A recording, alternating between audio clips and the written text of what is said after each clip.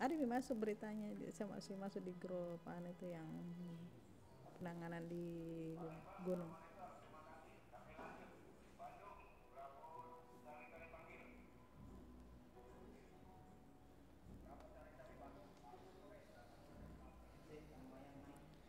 Cek 1 2 3 3 2 1. Assalamualaikum warahmatullahi wabarakatuh. Hah?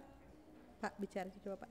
Agak dekat, tarik dekat ininya Pak ya. Oh, 1 2 3 3 2 1. Ya tarik mendekat kalau karena mempengaruhi. 1 2 3 3 2 1.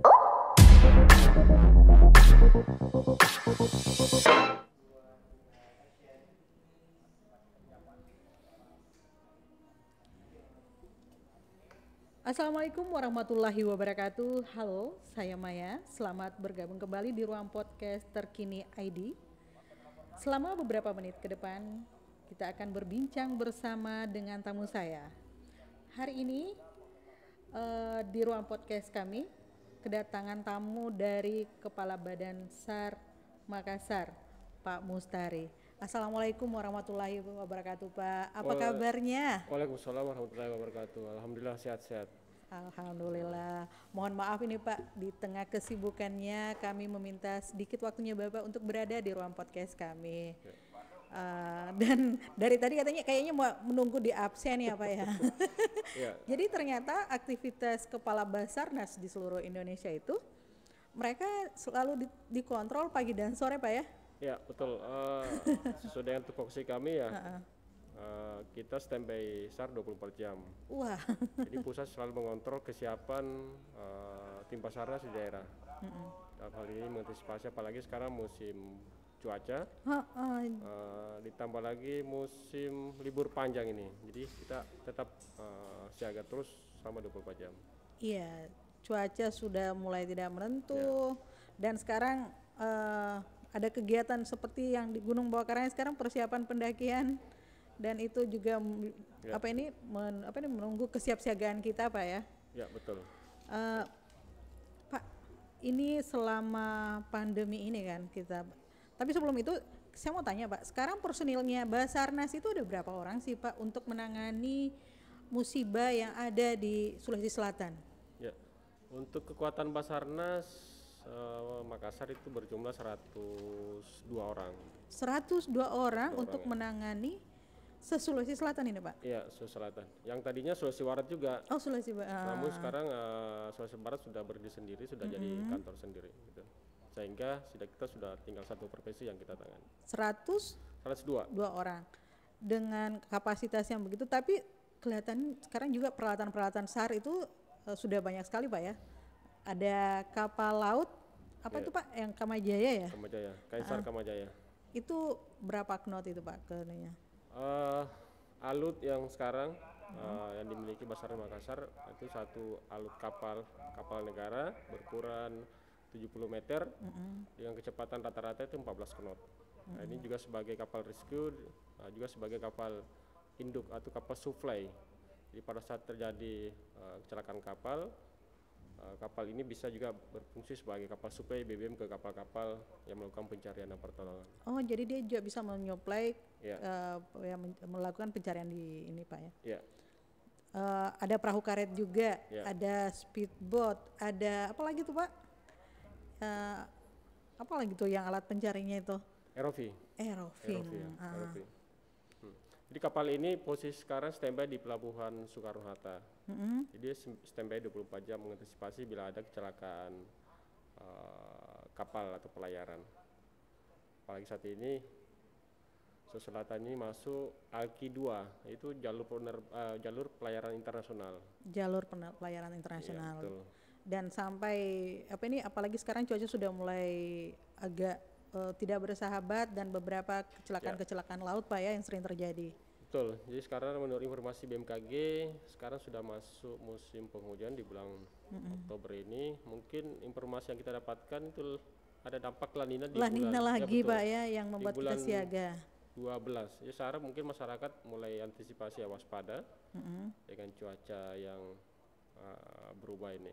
Ya mungkin pemerintah setempat sudah mulai antisipasi. untuk melakukan kesiapsiagaan bencana seperti itu. Pak, Bapak kan sebagai putra daerah nih ya, Ya. dari Maros Pak ya? Maros. Maros. Dan kembali bertugas di Sulawesi Selatan. Dulunya pernah bertugas di mana saja Pak? Sempat di Ternate kurang lebih 3 tahun di sana sebagai kepala kantor juga Maluku Utara, jadi membawahi Maluku Utara gitu. Kemudian kembali ke Makassar, diberikan kepercayaan oleh pimpinan untuk memimpin Basarnas Makassar. 2020 ini pandemi kan melanda kita. Betul. Dan di luar bencana alam pun tidak tetap berhenti dengan adanya pandemi. Ternyata di saat pandemi terjadi, bencana juga tetap ada. Betul. Kalau di 2020 ini sampai menjelang akhir tahun ada berapa bencana yang terjadi, Pak? Kasus bencana yang telah ditangani Basarnas Makassar sudah 92 kasus. 92 kasus. Ini tantangan buat kami dengan kondisi COVID ya. Namun itu bukan menjadi penghalang buat kami untuk melakukan pertolongan kepada masyarakat. Namun tetap kita melakukan protokol kesehatan pada saat melakukan pertolongan. Ya. Kemarin waktu Mas Sambah adalah peristiwa yang sangat besar Pak ya. Betul. Dan Bapak turun sendiri saat itu di lapangan dan bisa diceritakan Pak bagaimana saat itu pandemi, saat itu masyarakat panik dan bagaimana tetap paling tidak ya kepada rescuer sendiri itu untuk memproteksi dirinya agar tidak terkena COVID Pak. Ya betul. Waktu kejadian bencana banjir bandang di Luwu Utara ya, kami Basarnas Makassar itu sampai 13 hari di sana. 13 hari di sana. Ya, betul. Dengan kekuatan dengan teman-teman potensi sekitar 1.000 lebih ya pasukan yang saling membahu melakukan proses pertolongan kepada masyarakat. Namun pada saat itu juga ya tetap kita melakukan protokol kesehatan.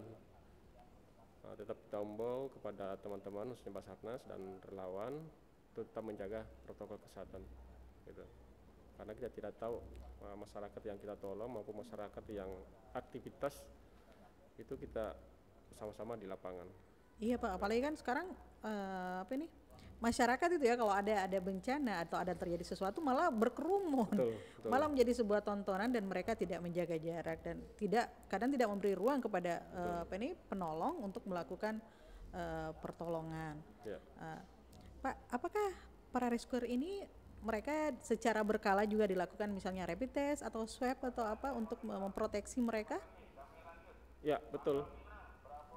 Protokol kesehatan tetap kita lakukan termasuk alat APD ya tetap kita utamakan untuk keselamatan rescuernya sendiri, termasuk setelah melakukan operasi di Masamba kita rapid test kembali. Jadi setiap habis melakukan operasi ya, kita lakukan rapid test. Betul. Ini kan begini Pak ya, kadang itu korban kita kan tidak tahu dari mana nih apakah dia terjangkit atau tidak. Betul. Nah, bagaimana yang harus dilakukan untuk seorang penolong nih Pak? Ya. Untuk Basarnas sendiri sudah dilengkapi dengan APD. Jadi kita pakai kaos tangan, handscool, ya betul, masker gitu. Jadi tidak secara langsung bersentuhan langsung dengan korban. Sudah itu protapnya Pak ya? Itu tetap kita menjadi nomor 1 protap untuk kesehatan yang dilengkapi dengan APD. Gitu. Terus bagaimana dengan kalau kayak potensi SAR yang kadang ikut di rombongan itu ini Pak, apa mereka juga dilengkapi atau dikasih tahu bahwa kamu sudah sebatas ini saja atau bagaimana untuk menjaga mereka? Betul, ini teman-teman potensi yang lainnya karena mungkin keterbatasan APD kami tetap mengimbau agar tetap menjaga kesehatan. Untuk peralatan kami koordinasikan dengan instansi terkait dalam ini Dinas Kesehatan, BPD gitu. Jadi pada saat di lapangan tim rescue yang menggunakan APD itu yang bersentuhan langsung dengan korban. Yang tidak itu dia hanya cuma sebagai pendukung saja gitu. Pak, kadang kan begini, ketika seperti yang saya katakan tadi bahwa ketika terjadi suatu bencana itu masyarakat kadang berkerumun. Betul. Adakah upaya untuk memberikan edukasi kepada masyarakat untuk memberikan penyuluhan? Maksudnya kalau ada bencana atau apa, kalian jangan mendekat atau apa? Pernah tidak dilakukan itu? semaksimal mungkin ya kita laksanakan himbau ke masyarakat untuk tetap menjaga jarak ya. Ya tapi namanya masyarakat juga kan berbeda-beda ya. Iya Apalagi ya Pak. betul. Eh, Dia mungkin rasa penasaran mau lihat langsung kejadian itu atau apakah dari pihak keluarga atau orang lain sendiri yang datang atau pas lewat di kejadian. Saya ingat kejadian waktu ada yang melakukan lompat dari jembatan di Barumbong. apa Barombong. Nah, Ya betul. saat itu kan pandemi lagi ganas-ganasnya Pak Betul, ya, betul. lagi digaung-gaungkannya tidak boleh harus jaga jarak harus ini, dan saya lihat ya Betul. ampun, masyarakat itu betul-betul tidak ada jarak lagi dan itu di jembatan full. Betul, betul. Bahkan ini adik-adik di lapangan pun mengatakan bahwa mereka tidak punya ruang gerak untuk melakukan sesuatu karena saking padatnya orang. Betul.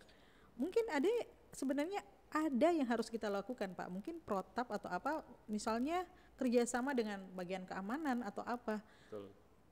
Kalau dipikir sih mestinya kan harus ada kayak gitu, misalnya kalau radius berapa meter ketika terjadi tidak boleh ada masyarakat yang mendekat. Ya, betul. Jadi kejadian yang kemarin itu setelah saya dapat laporan dari anggota, memang kondisi lapangan seperti itu. Makanya saya koordinasikan dengan polsek setempat atau babinsa setempat untuk melakukan agar masyarakat yang tidak berkepentingan bisa bisa menghindar lah dari lokasi tersebut. Karena ya mungkin salah satunya mungkin masyarakat yang lewat sehingga Sampai macet Pak. ya betul. Nah itu tantangan buat kami tim rescue di lapangan seperti itu. Apalagi kan kondisi seperti ini. Ya mau tidak mau ya tetap kita yang mengalah ya. Kita yang mengalah menjaga jarak dengan mereka seperti itu. Ada semacam fenomena ketika terjadi suatu bencana itu semua ke titik pertolongan Pak. Iya betul. Padahal kan semestinya semua stakeholder itu punya tugas dan tupoksi masing-masing jika terjadi suatu bencana. Betul. Ini mungkin perlu dilakukan suatu gerakan atau semacam kesepakatan ketika terjadi sesuatu, siapa yang melakukan apa. Ya. Inilah fungsi koordinasi antara instansi terkait ya. Dalam hal ini mungkin mitigasi ya. Mitigasi Ya. bencana. Kita melakukan semacam pertemuan atau semacam rapat ya untuk memberikan pemahaman ya pada saat terjadi bencana, masing-masing instansi terkait itu tahu fungsinya dan dia harus berbuat apa. Ya mungkin Basarnas, BPBD, Dinas Kesehatan, Dinas Sosial, mereka sudah tahu apa yang harus dilakukan. Khusus pada tanggap darurat, ya mungkin kita fokus dulu di proses pertolongannya dulu. Iya. Ya, kita fokus di proses. Izin sebentar dulu. Silakan Pak, silakan. Bravo Charlie. Selamat sore, semangat PSM. Terima 5/5 posisi Makassar. File aktif ada satu baru kami terima dari Korpos atau unit siaga Palopo, 1 orang tenggelam di Iropa. Perkembangan operasi akan kami laporkan ke Bravo Charlie. Untuk alut air yang pertama, KN SAR Kamajaya, posisi di Pelabuhan Soekarno-Hatta dengan endurance 95 jam, persentase 81%, kecepatan rata-rata 14 knot, RB 302, posisi di Pelabuhan Bajoy Posarbone dengan endurance 14 jam, persentase 62%, kecepatan 8 knot, keduanya kondisi serviceable. Untuk informasi cuaca berdasarkan BMKG, pada sore hari hujan ringan di seluruh wilayah Sulawesi Selatan serta hujan sedang di wilayah Enrekan, Masamba, sementara tinggi gelombang 0,5 sampai 1 meter di Selat Makassar bagian selatan, perairan Makassar dan Kepulauan Selayar. Makassar siap melaksanakan operasi Makassar secara Bravo.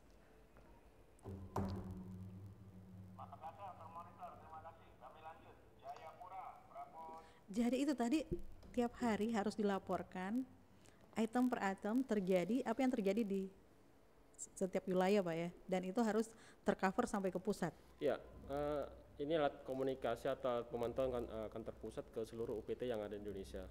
Seluruh kantor SAR yang di Indonesia sebanyak 34 kantor.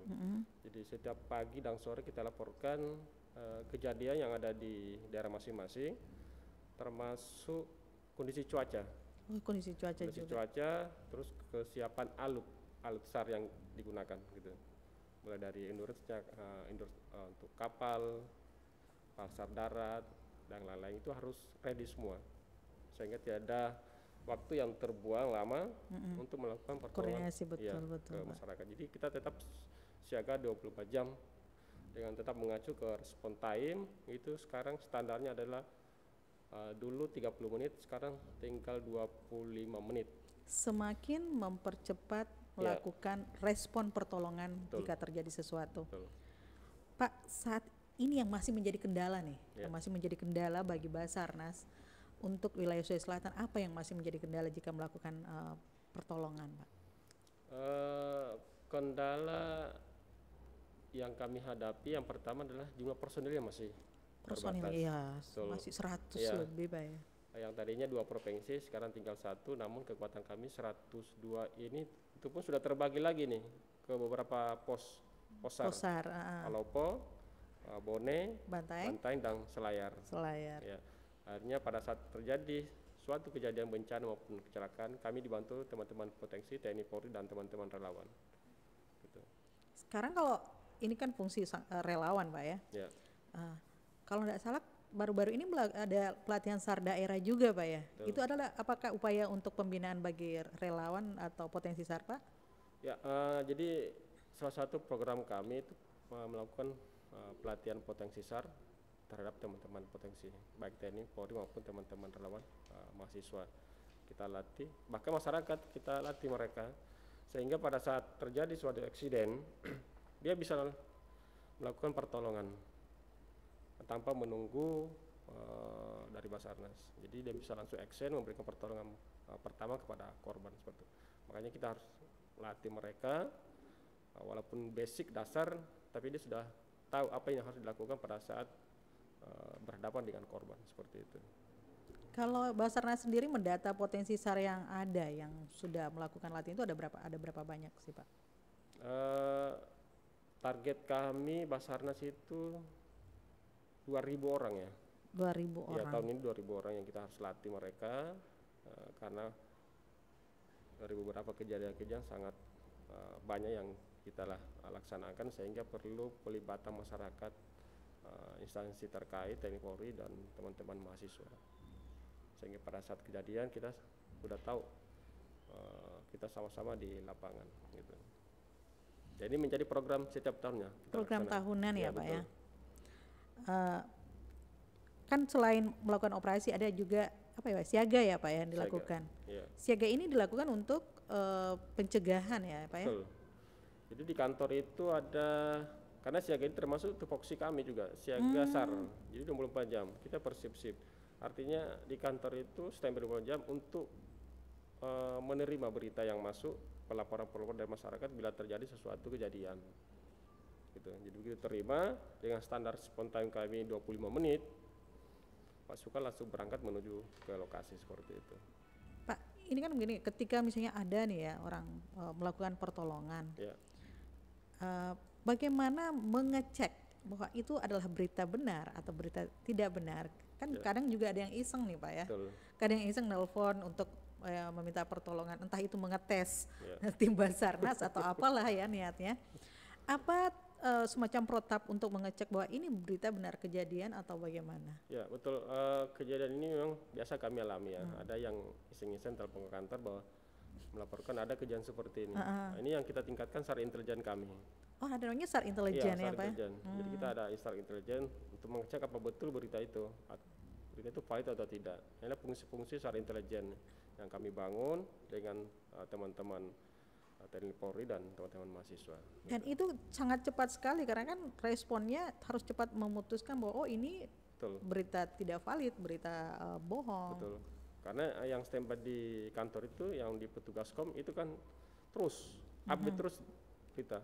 Jadi setiap pelaporan dia dicatat nama, nomor HP yang bisa dihubungi, habis itu kita tindak lanjuti. Dari berita yang kita terima itu kita kembangkan dan kan teman-teman SAR intelijen seperti itu. Ini kan ada lagi liburan panjang, Pak ya? Ya betul. Libur panjang. Di libur panjang ini pasti ada siaga lagi nih. Betul. Namanya banyak kejadian terjadi biasanya kalau dalam liburan panjang. Ya betul. Apa yang Basarnas lakukan nih, Pak? Jadi saat ini hari ini mulai ya kita melaksanakan siaga SAR khusus libur dan Maulid. Jadi kita sudah antisipasi ada pergerakan masyarakat itu ke tempat-tempat wisata. Ini kan liburnya kan dari mulai besok sudah mulai libur sampai tanggal 2 November. Jadi kita antisipasi mulai siaga di tempat-tempat wisata yang ada di Sulawesi Selatan. Kalau di Makassar sendiri, Tanjung Bunga, Akarena, plus dengan Bantimurung, ya, ya. plus dengan Malino. Itu semua kita antisipasi bila terjadi sesuatu atau kejadian, Basarnas sudah hadir di situ untuk memberikan pertolongan seperti itu. Nah, bagaimana membagi personilnya nih Pak? Selain ada yang siaga, harus ada yang tetap standby di kantor. Ya, jadi secara teknis kita sudah bagi berapa orang yang standby di kantor, berapa orang yang melakukan siaga yang mobile gitu. Plus yang di pos-pos juga seperti itu. Tadi saya sudah terima data-datanya, sudah melakukan beberapa pemantauan di tempat wisata, namun hari ini masih sepi. Yang kita antisipasi ini adalah hari Kamis tanggal 28 plus dengan hari Sabtu Minggu itu. Itu kemungkinan aktivitas masyarakat ke tempat wisata mungkin lebih dominan ke tempat-tempat seperti itu. Ini kita kan masih ada PR nih Pak ya. Ya. Gunung Bawah Karaing itu selalu menjadi titik tujuan Betul. baik bagi pendaki dan penggiat alam. Betul. Nah, di tanggal-tanggal tertentu pendaki itu membludak di sana. Ya, betul. Kejadian pun selalu banyak ya di sana. Ya. Nah, apa yang Basarnas ke depan nih? Karena kan tidak mungkin kita selalu melihat begini. Betul, betul. Kejadiannya berulang, semestinya kan kita harus mengevaluasi dan kita melakukan suatu tindakan. Betul. Di tahun 2020 ini kemarin kita dilaksanakan siaga SAR khusus Bawah Karaing. Termasuk pendakinya kalau tidak salah 10.000 kalau tidak salah ya. 15.000 Pak 15.000 ya, betul. Iya, dengan di bawah. Betul. Di kaki, Anda bisa naik. Iya, betul. Jadi Mereka harus antrian ke atas. Kami sudah tempatkan beberapa tim ya di setiap pos dari kaki sampai ke pos 10.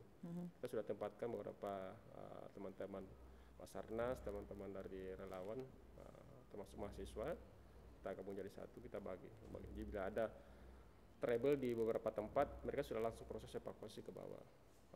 Dan harapan kami juga ke pemerintah setempat ini, mungkin dalam hal ini Bupati Goa ya, agar bisa kami Pak Bupati ada pesan nih, agar bisa kami difasilitasi ya tempat lah mungkin di situ untuk melakukan registrasi kepada teman-teman relawan ini atau teman-teman penggiat pencipta alam untuk yang melakukan aktivitas naik ke Bawah Karaing.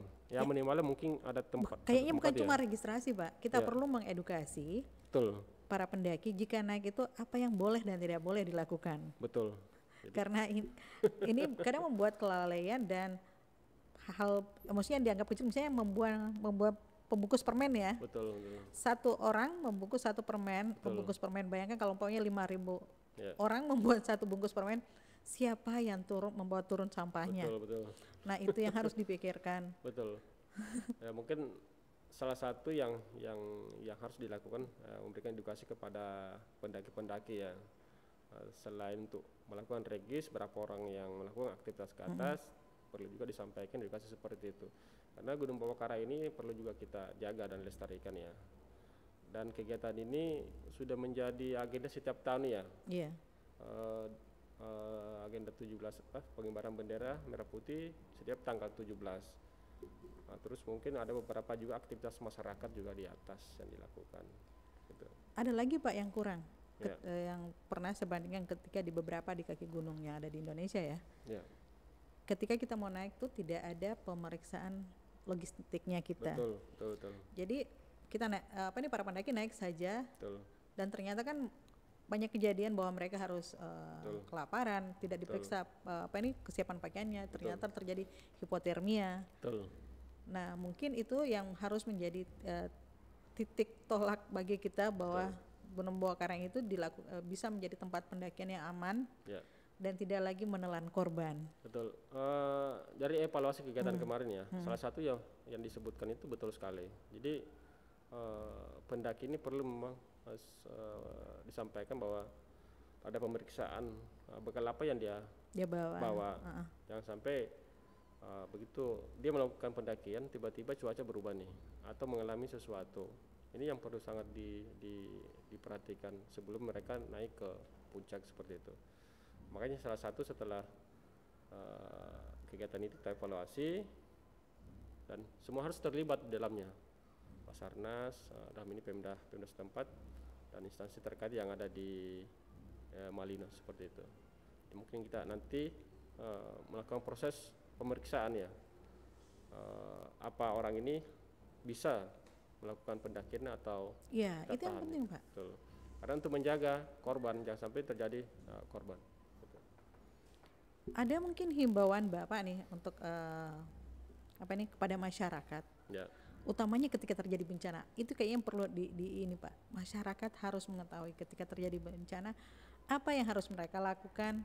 Betul. Misalnya termasuk menelpon Basarnas misalnya dengan menghubungi tim penolong dan lain-lain. Betul. Jadi mungkin ada beberapa hal yang perlu diperhatikan masyarakat ya dengan kondisi cuaca yang sekarang yang kita hadapinya. Karena kita berpotensi terjadi bencana dengan seperti ini. Mungkin masyarakat bisa melihat secara langsung bila terjadi musim hujan terus-menerus, mungkin dia harus melakukan tindakan, mungkin evakuasi atau pindah dari tempat sementara. Mungkin dia bisa mengungsi dulu.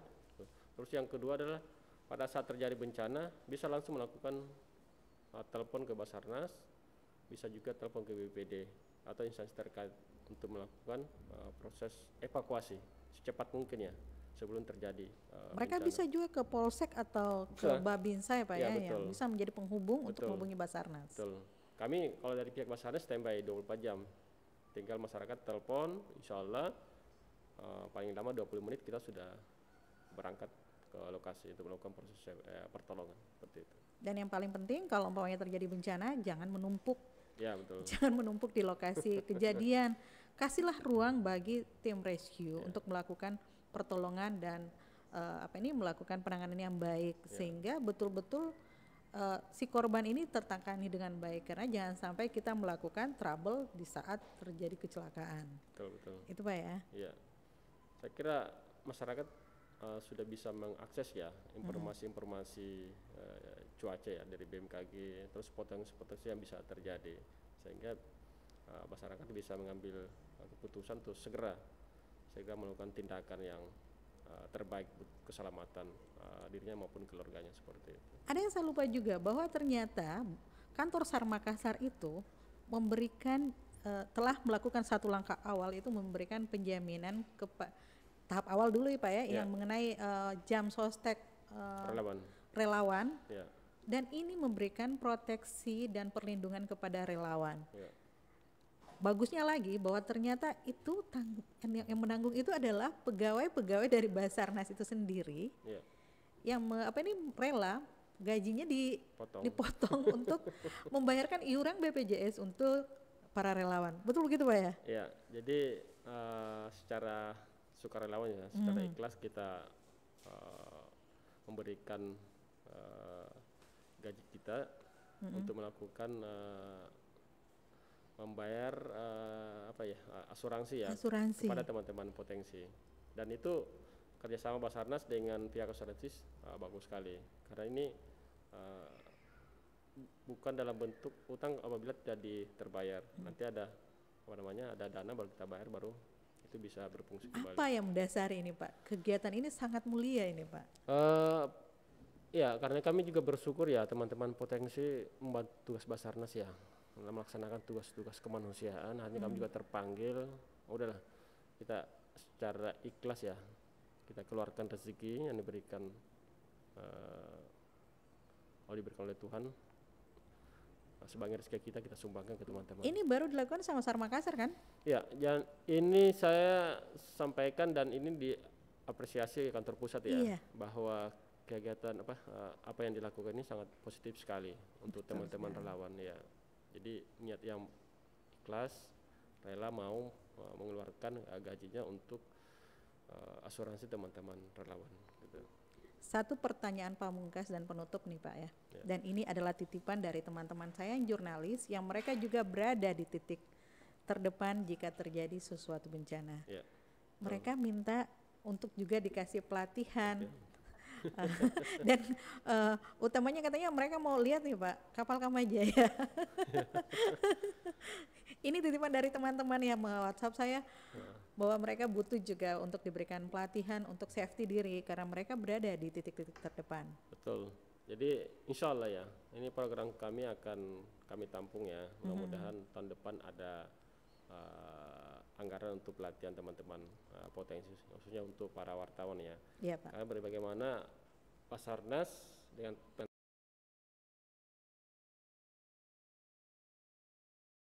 lakukan pada saat kita sama-sama di lapangan. Safety untuk dirinya Betul, sendiri Pak ya. betul. Insya Allah mudah-mudahan tahun depan ada anggaran untuk program kegiatan pelatihan potensi, khususnya untuk teman-teman wartawan. Terus untuk ke kapal SAR yang ada standby di depan Popsa itu bisa ke sana untuk melihat peralatan yang dimiliki Basarnas, khususnya alut air ya, Alut air. untuk melakukan pertolongan di kecelakaan kapal. Bisa ikut jalan-jalan juga Pak ya? Bisa, insya Allah bisa. Tinggal mungkin kita kapal-kapal waktu cari waktu sekalian pemanasan olah gerak. Ya Iya. mungkin sampai Samaluna, habis itu mutar kembali. Wih, keren ini Pak. Ya. Oke, para pemirsa, kita sudah berbincang dengan Kepala Basarnas Makassar. Dari tadi membicarakan bahwa ternyata kita harus care terhadap keselamatan diri kita sendiri, terhadap utamanya keselamatan sang penolong ya. SAR di sini telah melakukan pertolongan, telah melakukan edukasi. Tapi kita sebagai masyarakat juga harus selalu memberikan ruang untuk mereka melakukan sesuatu. Terima kasih Pak sudah hadir di ruang podcast terkini. Sama-sama. Terima kasih untuk pemirsa. Assalamualaikum warahmatullahi wabarakatuh.